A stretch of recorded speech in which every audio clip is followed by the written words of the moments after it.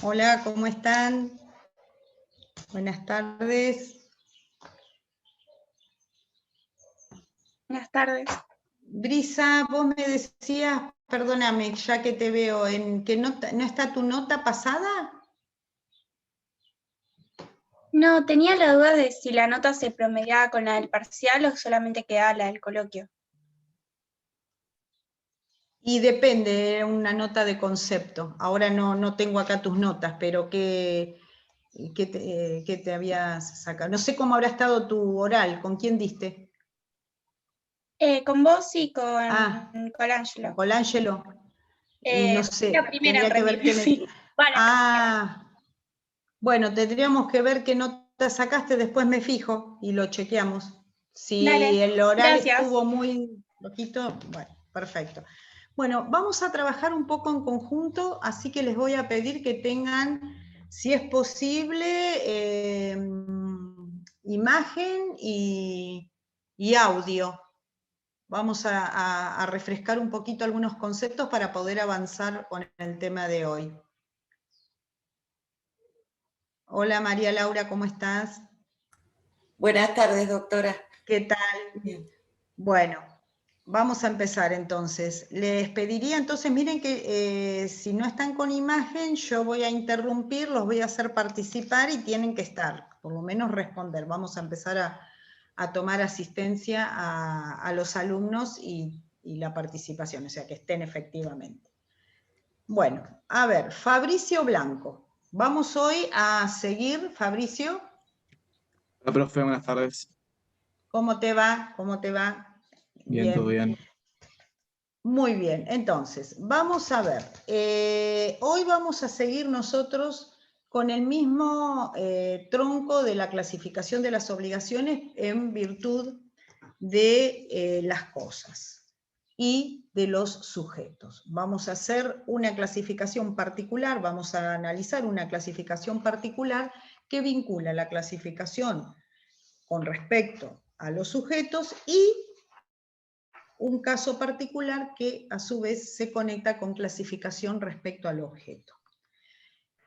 Hemos notado en general mucha imprecisión, esto hay que leerlo varias veces, no creer que por ahí lo dan por sabido y no está completamente aprehendido el tema, ¿no? O el concepto. Por eso les voy a pedir que clase a clase vayan o consultando cuando no entienden algo o lo vayan mirando porque después es muy larga también esta parte y se basa mucho en clasificaciones.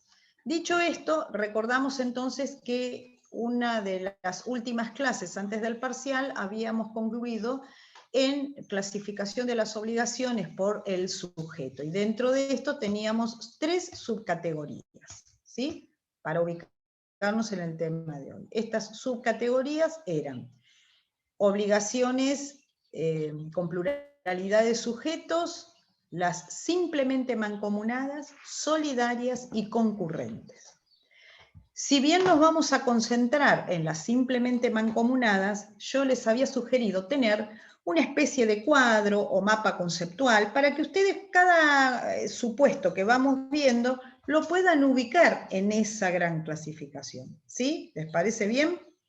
Bueno, si lo tienen ubicado así, bien, y si no, para la próxima clase les sugiero que hagan ese cuadro. Entonces, ya cuando empezamos, ustedes se pueden ubicar. La clasificación tripartita esta de obligaciones simplemente mancomunadas, solidarias y concurrentes difieren de la clasificación que concebida en el código de Vélez-Sarsfield, ¿sí? En el código anterior. Vieron que en algunos puntos nosotros hacemos un comparativo. Esto lo marcan ustedes cuando lo charlamos, porque la idea es que cuando ustedes lean estos temas, vayan a la bibliografía, esto lo tienen perfectamente descrito en Pizarro Vallespinos, o el autor que ustedes utilicen, Marisa Herrera, o Sandra Wirba, pero todos lo tienen los antecedentes bien señalados, y cuando uno se los menciona es porque tienen importancia. Entonces, en este caso, agregamos una tercera subcategoría que es las obligaciones concurrentes, que fue el resultado de todo un desarrollo doctrinario y jurisprudencial. De esas tres categorías o subcategorías, hoy nos vamos a concentrar en las simplemente mancomunadas. Hay mucho lenguaje técnico acá, ¿sí? Ustedes dirán, ¿para qué damos este nombre si estamos hablando de sujetos plurales? Directamente digamos, o hablemos de obligaciones con más de un sujeto o sujeto plural. Tenemos que ajustarnos a este concepto y esta terminología, simplemente mancomunadas, porque tiene características específicas. A partir de ahora, nosotros lo que vamos a tener como diferencia en esta clasificación es cómo van a estar conectados estos diferentes sujetos con respecto a la obligación. Cómo va a ser el vínculo entre sí y la repercusión frente a terceros. Entonces, como son diferencias tan importantes, sí. Que yo también en esa clasificación tengo lo de pluralidad disyuntiva. No sé si entra, lo había marcado como otro de los caracteres. Exacto, muy bien. Esta pluralidad, cuando le agregamos conjuntiva y o disyuntiva, a su vez me está dando a mí desde lo semántico una idea. Cuando yo hablo conjuntiva, ustedes semánticamente ¿con qué conjunción lo unirían? Cuando yo digo conjunta.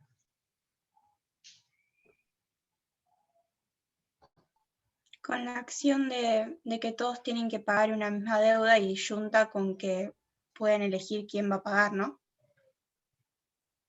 O sea, claro, que... pero la preguntita... A más de un sujeto. En todos los casos de las que vamos a analizar ahora, hay pluralidad de sujetos. El tema es cómo están unidos esos sujetos. Entonces yo les digo, semánticamente, ¿cuál sería el conectivo cuando hablamos de conjuntas? Y sería en vez de o, no sé. De un conjunto básico, concepto básico hasta de matemática. ¿Se me escucha? Sí. Que conjuntivas son cuando hay, por ejemplo, dos acreedores y dos deudores, y disyuntivas cuando puede haber un acreedor y varios deudores, algo así. Siempre hay pluralidad, eso está bien, está comprendido. Pero ahora vamos a algo más fuerte, más internalizándonos en esa relación, en ese vínculo. Cuando yo hablo y, perdón, ya les dije la respuesta. Es lenguaje básico. Cuando yo hablo conjuntivo, la unión es y. Lara, Scarpati, Lara, Albarracín, Juan Pedro y Aruzzi.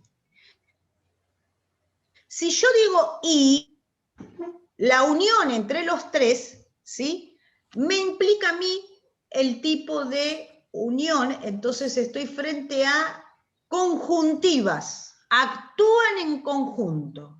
Y si yo hablara de las disyuntivas, diría Carolina Bilbao o Fabricio Blanco o Luciano Yarvide. ¿Me entienden? ¿Por qué tenemos que ir a lo minucioso? Y así hay que estudiar esta materia, en lo minucioso.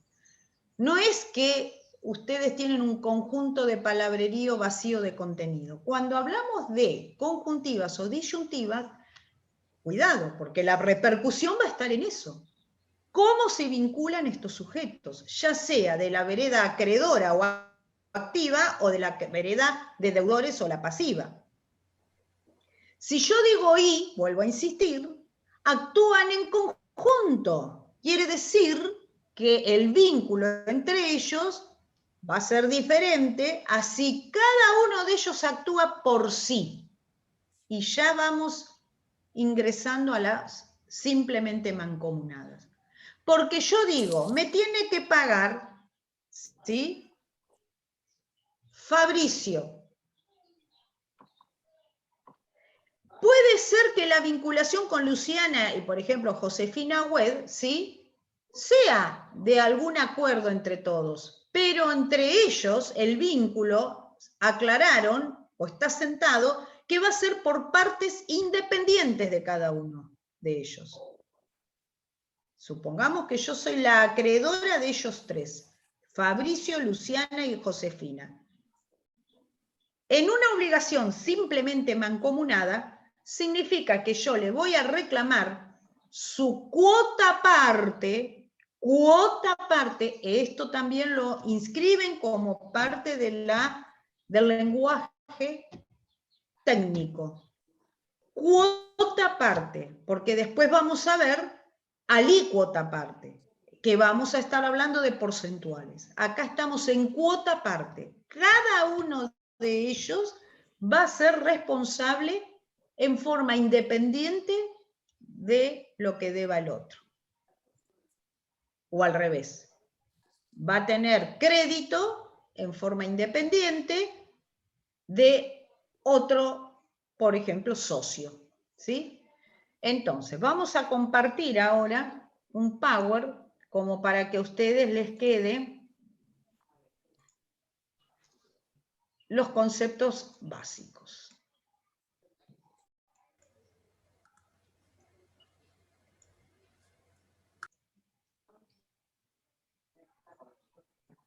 Muy bien. ¿Me dicen, por favor, si lo pueden ver bien? Sí, profe. ¿Se ve bien? ¿Se ve bien? Sí, Bien, sí. perfecto, muy bien. Muy bien.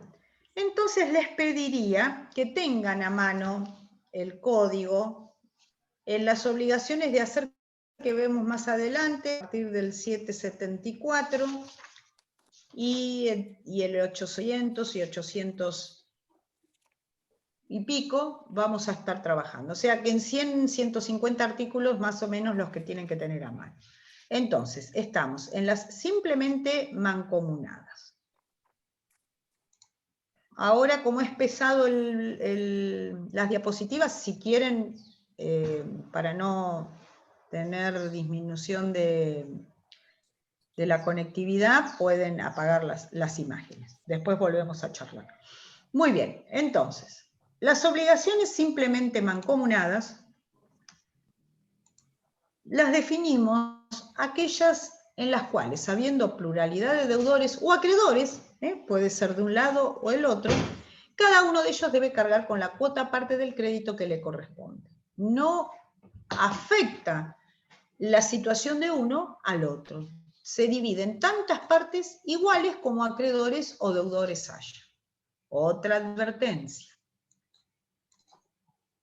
Dice tantas partes iguales como acreedores o deudores haya. Esto significa de que si hay un acuerdo, vamos a poner que se encuentran relacionados, pero en virtud de un acuerdo con fuente contractual, significa de que si nada dicen las partes, nada aclaran en esa base contractual, le corresponde en partes iguales. Muy bien. Ahora vamos a ver los efectos. El artículo 826. A ver, ¿algún voluntario? Porque el mismo artículo a ustedes les define cuál van a ser los efectos. ¿Elijo o le profe, leo? si querés leo. Yo lo leo si Dale. querés, profe. Bueno, el que No sé quiera. si arranco. Léelo. Dale, Catalina. Dale. Buenísimo. Dice, artículo 826, efectos. Los efectos de la obligación simplemente mancomunada se rigen por lo dispuesto en la sección sexta de este capítulo según su objeto sea divisible o indivisible. Muy bien. Y ahí se les complica un poquito más la vida. Me remite a la divisibilidad y a la indivisibilidad. Hacemos un paréntesis. Ustedes recuerdan que cuando nosotros hablamos de la clasificación de las obligaciones según su objeto, entre esas subcategorías teníamos una que se refería a la divisibilidad o la indivisibilidad del objeto. Entonces, Ahora vamos a ver cómo se conecta. Bien, ya lo vimos, el artículo 826 ya lo vimos. Ahora vamos... Profe, disculpa, Sí, tengo sí, una duda. ¿Cómo puede ser que sí. si el objeto de la prestación es indivisible, sea una obligación mancomunada en el que cada uno responda con su parte? Exacto, muy buena pregunta, lo vas siguiendo. Ahora vamos a ver cómo se regula esto, exactamente. ¿De qué manera hay construcciones ideales? Nosotros cuando hablamos de construcciones ideales nos estamos refiriendo a que las partes lo deciden de esa forma. Entonces, cuando nosotros estamos frente o a divisibilidad material que se puede convertir en una indivisibilidad ideal, porque así lo acordaron las partes o así lo determina la ley. Más difícil es frente a un objeto indivisible que las partes se comporten como simplemente mancomunadas o cosa divisible. En ese caso, sería que cada uno va a tener que responder conforme la alícuota parte. Ahora lo vamos a analizar. Conforme al porcentual. Si vos y yo somos dueños de un departamento, que el departamento materialmente es indivisible, podemos llegar a determinar que cada uno respondemos por nuestro porcentual en nuestra obligación, en caso de que seamos deudores. Ahora lo vamos a analizar. Pero está muy buena tu pregunta. ¿Por qué?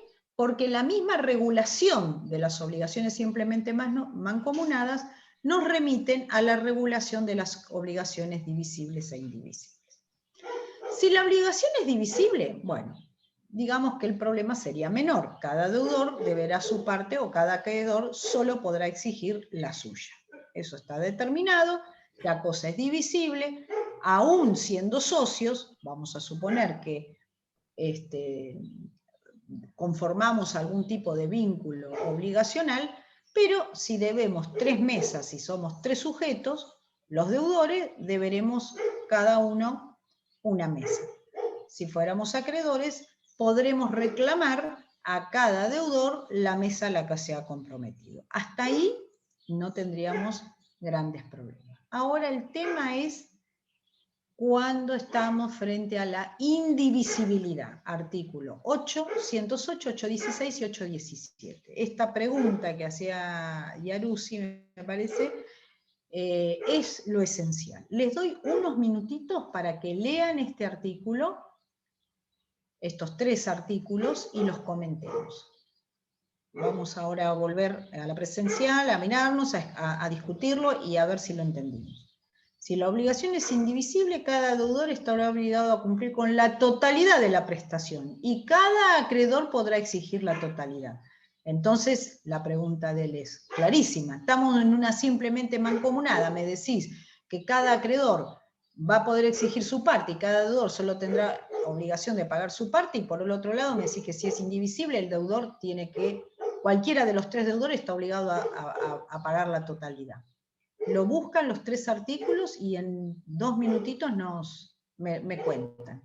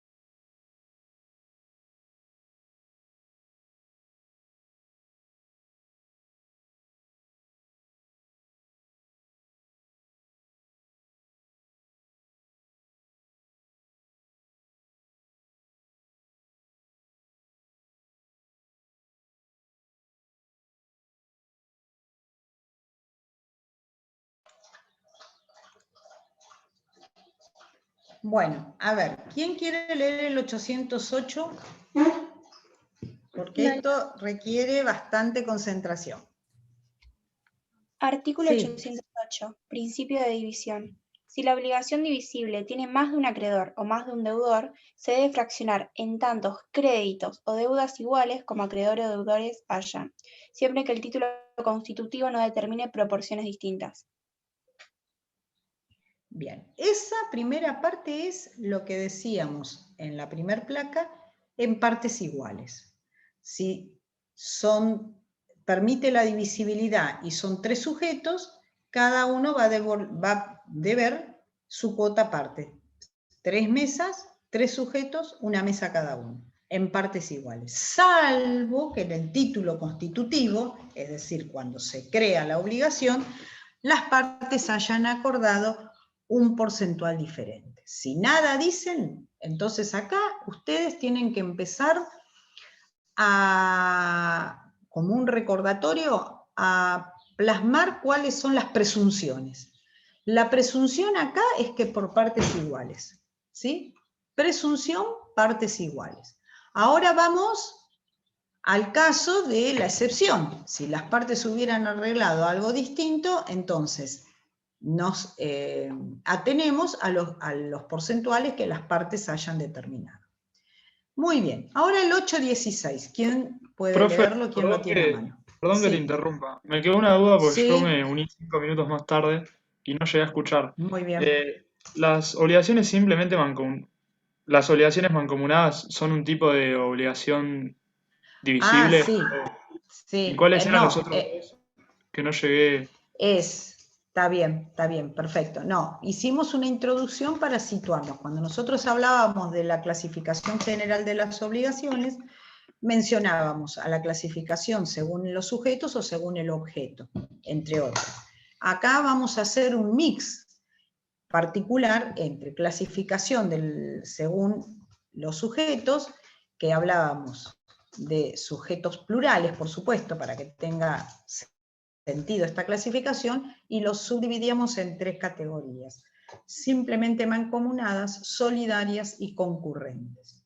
De estas 3 subcategorías nos vamos a concentrar en las simplemente mancomunadas, que son aquellas en las que va a haber tantas obligaciones como sujetos existan, tanto de la parte deudora como de la parte acreedora, ¿sí? Y que se va a entender que cada una de esas partes afronta partes iguales, si nada se dijera, que es lo que estamos leyendo ahora. Ahora, si en la fuente contractual, por ejemplo, se dijera que se tiene que asumir con porcentuales distintos, uno se va a regir por lo que dice la parte contractual. Ah, perfecto. La presunción es que si nada se dice, bien. Sí, eso bien. Bueno, y entonces lo de divisible e indivisible es según el objeto. Según el objeto, Bien. pero hay una trampita. La trampita es esta. La regulación de las obligaciones simplemente mancomunadas, que se encuentra en el artículo 826, te remite a la regulación sobre obligaciones divisibles o indivisibles. Es una trampa. ¿Por qué? Porque vos vas a estar hablando de simplemente mancomunadas, pero si no conoces el régimen de obligaciones divisibles e indivisibles, sonaste, porque me marca la regulación de las simplemente mancomunadas. Muy bien. Listo, gracias. Entonces, muy bien. En la obligación divisible, cada deudor deberá solo su parte o cada acreedor solo podrá exigir la suya. Recién estábamos en las indivisibles, que sería se presentaría la dificultad. ¿Leyeron el 808? ¿Quién puede leer el 816, por favor? Yo lo leo, profe, si querés. Dale, por favor. Artículo 816, derecho de los acreedores al pago total. Cada uno de los acreedores tiene derecho de exigir la totalidad del pago a cualquiera de los codeudores o a todos ellos, simultánea o sucesivamente. Perfecto, perfecto. Fíjense acá esto, que es llamativo.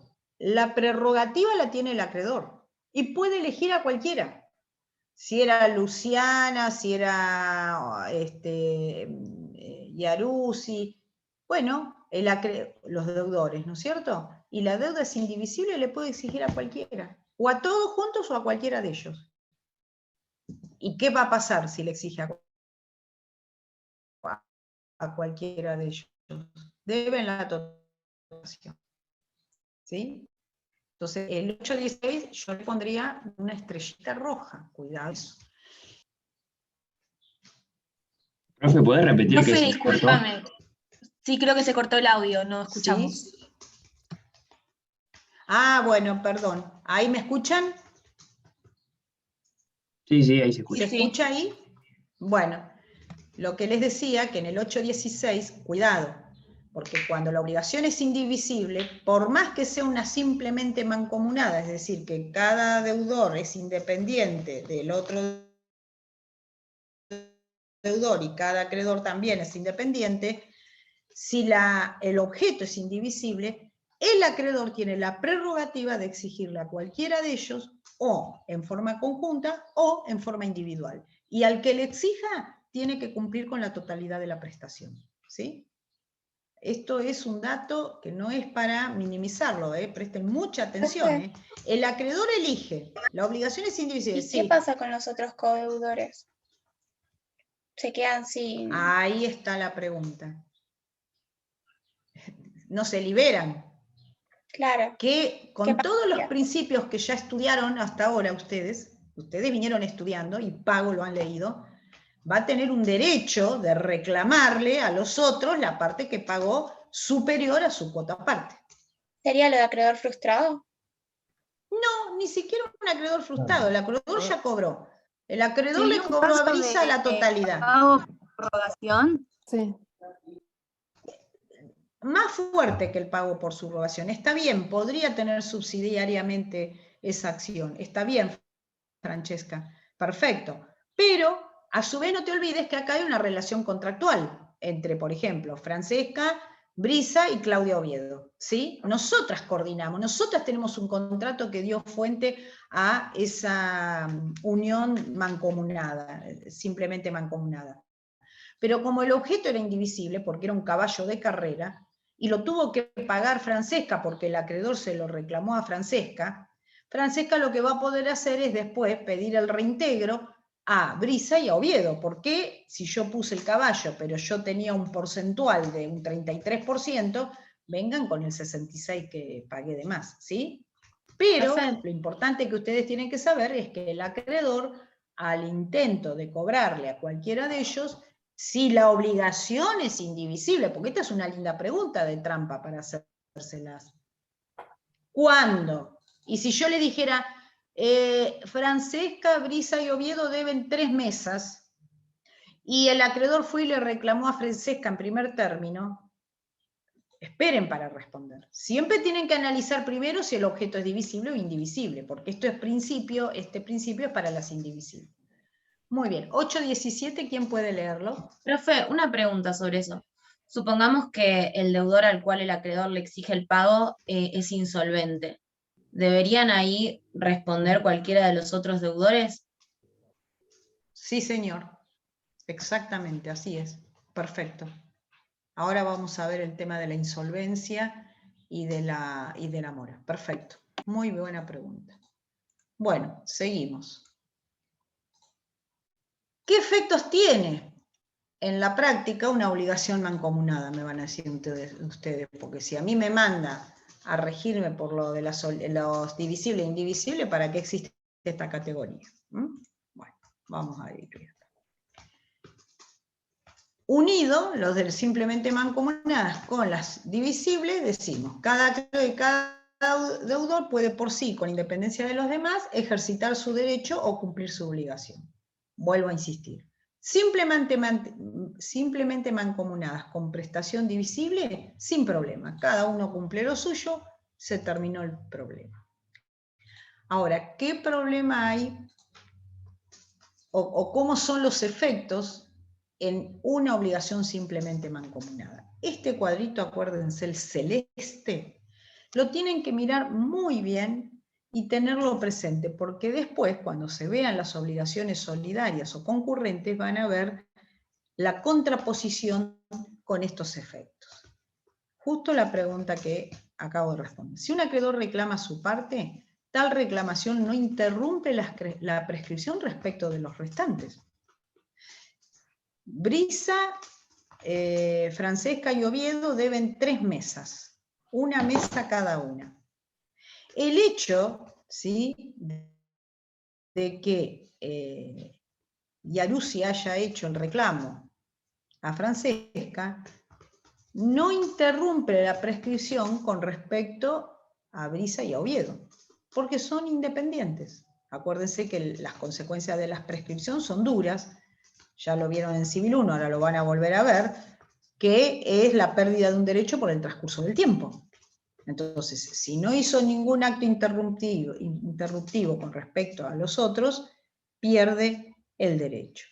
¿Qué pasa con la mora de un deudor? No extiende sus negativas consecuencias a los restantes deudores, ¿sí? ¿Queda en mora uno? No repercute en los otros deudores. Y después, los medios extintivos de la obligación, que lo vamos a ver más adelante, pero entre ellos compensación, novación, bueno, van a ver que ahí son varios, opera solo entre el acreedor y el deudor donde se planteó ese medio extintivo. No va a tener repercusión sobre el resto de los acreedores y deudores. Ahora, si estamos en una obligación indivisible, ahí sí estamos frente a otro tipo de circunstancias. Primero, esta indivisibilidad, como decíamos al principio, puede ser por la naturaleza o por convenio, ¿sí? Pero en ambos casos solo son susceptibles de ser cumplidas en su totalidad. Cuando es por la naturaleza, por su naturaleza, quiere decir que al dividirlo en partes pierde su esencia o su identidad. Pero cuando esa indivisibilidad es por convenio, quiere decir que así lo han resuelto las partes y pueden ser objetos susceptibles de división, pero las partes han determinado que era indivisible porque, como, por ejemplo, un juego de living, donde ustedes dicen, tiene que tener determinadas características porque sacando parte de ese mobiliario pierde el concepto decorativo que se quería para ese living. Ahora, ¿yo tengo posibilidad de dividir una silla, una mesa, un jarrón? Sí, pero la indivisibilidad es ideal. Eso es el ejemplo que les doy. Estas piedras, si ustedes las encuentran dispersas en la playa en forma independiente, son divisibles. Pero si yo le doy un formato y entiendo de que esto es, digamos, entero, sacar parte de estas piedras podrían, digamos, estar frente a un incumplimiento de una obligación indivisible. Frenamos un poco, ¿lo entienden hasta acá? Sí. A mí me queda una duda sobre esto. ¿No hay obligaciones indivisibles Sí. que surjan de la ley? Sí, también. Ahora las vamos a ver. Perfecto. Por eso, en este caso estamos frente a una indivisibilidad por convenio. Muy bien. Ya en el código antecedente, en el código de Berle-Saalfeld, teníamos la definición de las prestaciones indivisibles como aquellas que no pueden ser cumplidas si no es en forma entera. Nosotros acá, en el código, tenemos ese antecedente traducido en una redacción diferente, pero con el mismo contenido. Las define aquellas obligaciones no susceptibles de cumplimiento parcial. ¿Qué casos tenemos nosotros de indivisibilidad por ley? Uno de los ejemplos que lo vimos en Civil 1, que era con respecto a las cosas, cuando veíamos la clasificación general de cosas indivisibles, veíamos aquellas que respondían a una indivisibilidad legal. Por ejemplo, la unidad económica. La unidad económica estaba referida, por ejemplo, a un predio de tierra que el ordenamiento catastral, vamos a situarnos en la provincia de Buenos Aires, que es donde vivimos, determinaba que la unidad económica estaba dada por aquella cantidad de hectáreas suficiente para que una familia pudiera subsistir o vivir. Entonces, depende del tipo de cultivo, iba a determinarse mayor cantidad de hectáreas o menos cantidad de hectáreas. Si es un cultivo intensivo, por ejemplo, quizás con 2 hectáreas era suficiente para obtener lo necesario para vivir una familia. Pero si era un cultivo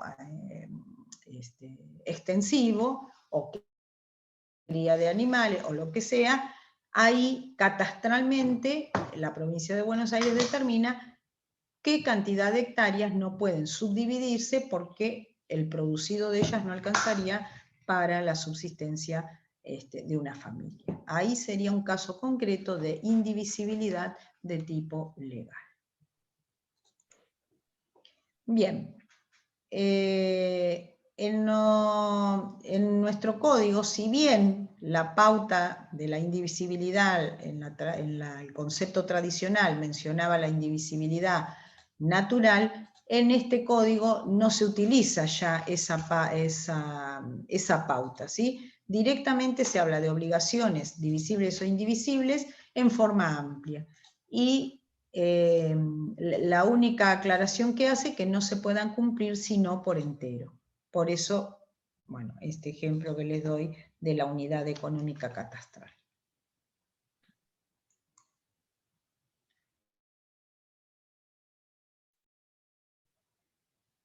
¿La indivisibilidad es una cuestión solo de hecho o también es una cuestión de derecho? Bueno, con todas estas advertencias que les estoy haciendo, podemos estar en condiciones de decir que es una cuestión también de derecho. Y cada vez más fuerte. ¿Por qué? Porque las creaciones contractuales de los sujetos, a medida que van cambiando el tipo de transacciones comerciales y de consumo, van modificando también la idea de divisibilidad e indivisibilidad. Bien. El antecedente del artículo 814 en el inciso A lo tenemos en el tratamiento que tenía el Código de Vélez-Sarsfield, que hablaba de la divisibilidad o indivisibilidad por su naturaleza. Recuerdan que este código no lo menciona, pero hace referencia a esa imposibilidad física o material que en el Código de Vélez-Sarsfield era por su naturaleza o por la naturaleza. ¿Quién quiere leer el 814, si lo tienen a mano? Profe, yo lo leo. Dice, artículo 814, casos de indivisibilidad. Hay indivisibilidad A, si la prestación no puede ser materialmente dividida. B, si la indivisibilidad es convenida. En caso de duda sobre si se convino que la obligación sea indivisible o solidaria, se considera solidaria. Y C, si lo dispone la ley. Muy bien. Entonces, vuelvo a insistir. El concepto del anterior código respecto a la indivisibilidad por su naturaleza, hoy lo tenemos traducido en este artículo 814 en el inciso A, que habla de imposibilidad material o física de división. ¿Se entiende? Hoy no hablamos de indivisibilidad por naturaleza, sino que hablamos de imposibilidad material o física de división. Es un ajuste terminológico, pero bueno, hay que señalarlo. Bien, después me mencionaba recién Sol la indivisibilidad convencional, que sería lo que las partes han determinado. Me pareció esta ilustración que nos ejemplifica bastante bien a qué se refiere. La indivisibilidad convencional es lo que las partes determinen. Imagínense todas estas piezas, Rastic se llamaba antes, ahora no sé cómo le llaman a cada una de las piezas, pero individualmente no son más que partes de encastre. Pero si yo armé una estructura y decimos que un acreedor y un deudor, que esta estructura conforma un símil de una maqueta de un edificio, y así lo han concebido, estas partes pasan pasan a tener una indivisibilidad de tipo convencional. Después, la indivisibilidad que imponga la ley, que es el ejemplo que les di de la unidad económica en una parcela de tierra. Bueno, vamos a dejar, porque es bastante larga esta unidad, pero se los dejo pendiente en este Power para que repasen las categorías de obligaciones de hacer. Cosas fungibles y no fungibles, instantáneas y permanentes de servicio. Si quieren, por favor, leemos estos tres artículos, el 773, ya estamos en otro tipo, ahora estamos por el objeto, clasificación de las obligaciones por el objeto en las obligaciones de hacer. Me gustaría al menos tener leído estos tres artículos que a nosotros nos marcan en qué consisten estas obligaciones de hacer. ¿Alguien puede leer? Sí. Si querés leo el 773. Yo tenía Por una favor. consulta en el caso de fungible y Sí. no fungible. Fungible Sí. podemos considerar algo que se puede dividir, ¿no? O sea, como lo que vendría a ser el dinero No, que aporta. fungible, Como que sí, se pero puede no es de dividir, sino que, por otra idéntica, con las mismas características Claro, y exactamente las mismas cantidades, idéntico, otra unidad idéntica. Y las no fungibles son aquellas, lo contrario, que no son idénticas. como las obras de arte. Bueno, ¿quién lee el 7? Exactamente, perfecto. 773, ¿quién lo puede leer? Yo lo leo, profe. Artículo Bueno. 773, concepto. La obligación de hacer Muy es bien. aquella cuyo objeto consiste en la prestación de un servicio o en la realización de un hecho en el tiempo, lugar y modo acordados por las partes. Bien, perfecto. ¿El 774? El 774 dice, prestación de un servicio. La prestación de un servicio puede consistir a. En realizar cierta actividad con la diligencia apropiada, independientemente de su éxito. Las cláusulas que comprometen a los buenos oficios o aplicar los mejores esfuerzos están comprendidas en este inciso.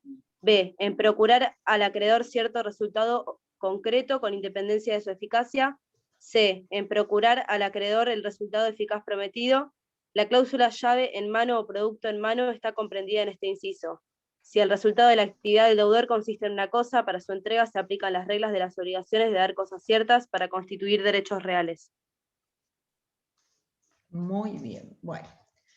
Fíjense que esta clasificación, este 774, yo les diría que lean en profundidad la bibliografía, tienen mucho de lo que ya han visto hasta acá, tienen también, claro, hoy en día piensen que los servicios ocupan una parte central en el tráfico comercial y de consumo.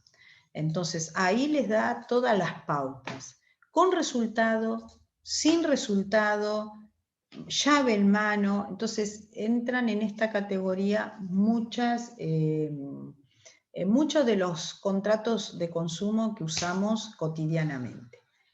Les pido que lo lean y la clase que viene, porque tenemos que seguir adelante, me hagan consultas en caso de que no hayan comprendido alguno de los supuestos. Son muy claros, pero este 774 es muy importante. Lo mismo que la obligación de hacer en caso de hacer obra. Así que me gustaría el 775, por favor, si alguien lo puede leer. Lo leo si quiere. Artículo 775. Realización de un hecho.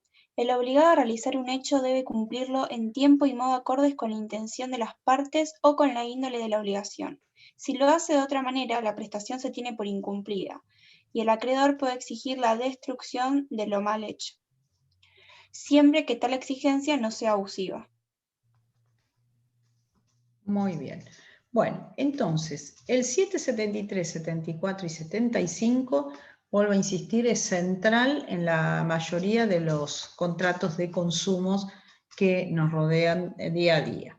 Después nos queda la obligación de escriturar y los efectos de la obligación de escriturar y de todas las obligaciones que hemos visto hasta acá, de hacer, inclusive las de no hacer.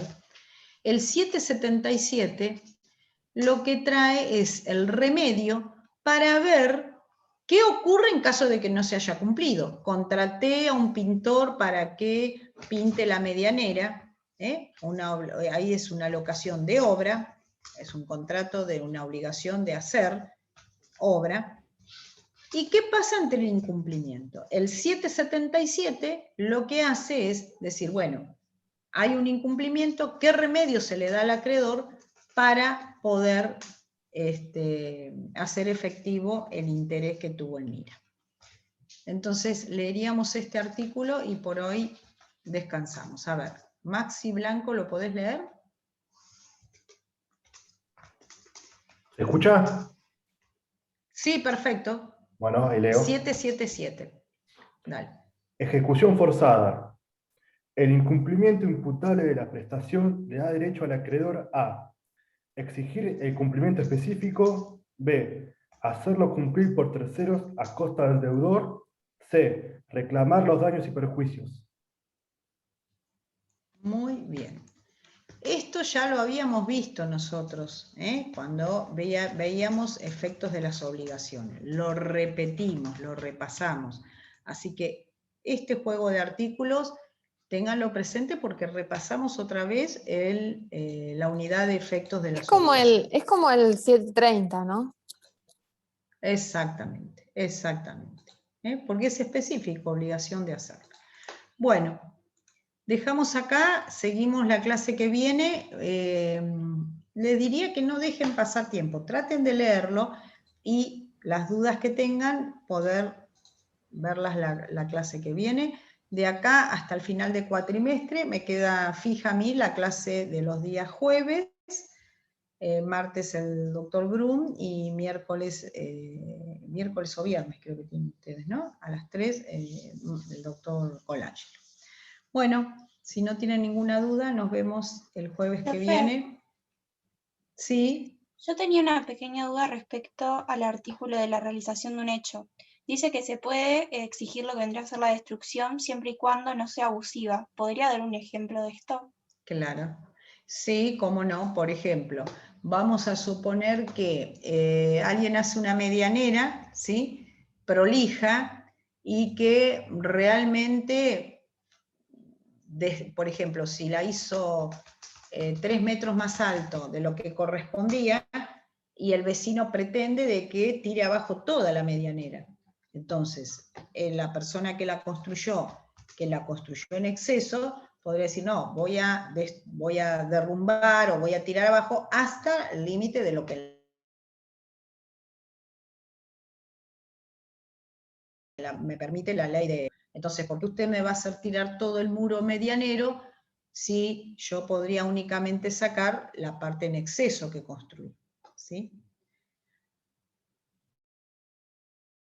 Perfecto. Muy bien. Semana que viene.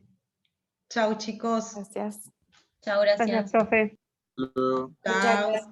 Chao, gracias. Chao. Nos vemos.